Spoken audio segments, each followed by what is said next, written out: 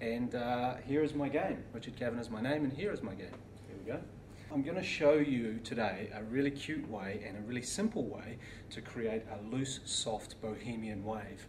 When we finish that, I'm going to show you 3 different ways to finish it. One of those is going to be kind of a beachy, tousled feel. One of those is going to be a little bit more cocktail, and the last look is going to be a little bit more catwalk, just with that kind of ethereal flyaways. So before we start, I'm just going to show you 3 different tong sizes and what's going to happen when you use your different size tongs. Now, we're working with curling tongs, and they come in multiple sizes. The smaller the tong, like this one, this is a small one, is going to give you a tight, crisper curl. And then the bigger the tong, like this one, is going to give you a much softer wave. I'm going to work with a medium-sized curling tong, and using my hands, roughly, take a vertical parting around about yay wide and around about that long. No comb, no sectioning clips. You're going to hold your hair out from the head like that and then gently drop it down to below the horizontal. So if you're lifting the hair out to the horizontal like this, you're going to get a little bit more volume, and if you lift it up above the horizontal like this, you're going to get even more volume. So for this look, we don't want any volume, so we're going to drop it below the horizontal. Then we're going to use a vertical curling tong. That means we're going to hold it vertically like that and simply wrap the hair around the tong.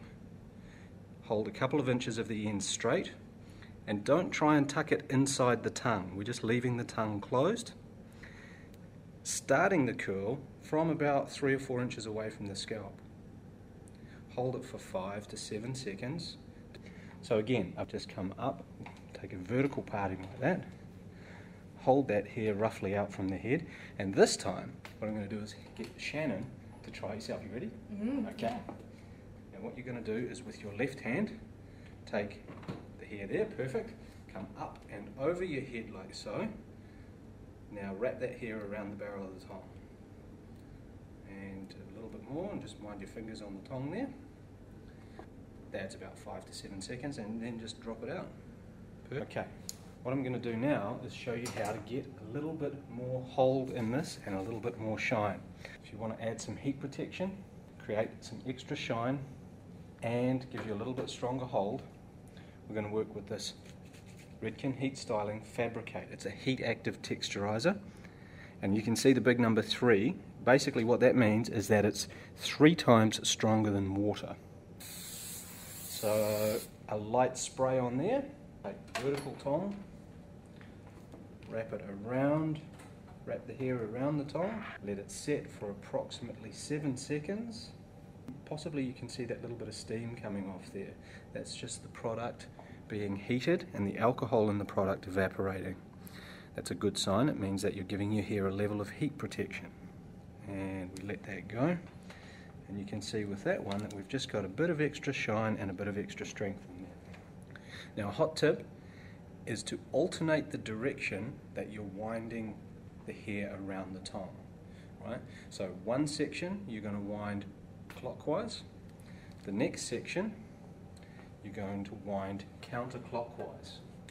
That gives you a much more natural and slightly more random feeling curl. So that one was counterclockwise, this one we're going to go clockwise. Let that heat activated styler do its work, let the heat do its work in the hair, and release. I'm going to get you to do this side, so hold that in your left hand, hold that in your right hand, then you're going to come up and over your head like that and hold the barrel of the tong straight down. For you, you're going to go back around the tong. Oh, perfect. Look at that, like a pro. That's going to make the shape of the curl sweep this way and then down around your face. Because you've got this fringe, that gives you some hair to sit around here, so that curl's just going to kick around there.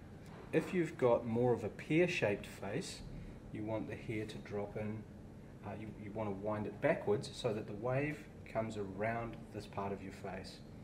If you've got more of an oval face and you prefer to have your hair back off your face, then you're going to wind it the opposite direction. That means you're going to wind the hair forward around the top.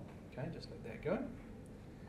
I've done the back for you, but I'm going to show you how to do the back, because that's the bit where people sometimes get a bit tangled up, right? So there's two options. If you've got heaps of hair and you want to make it a bit easier for yourself, put your little fingers in on the back of your head, just above your ears. Separate the back of your head into two parts.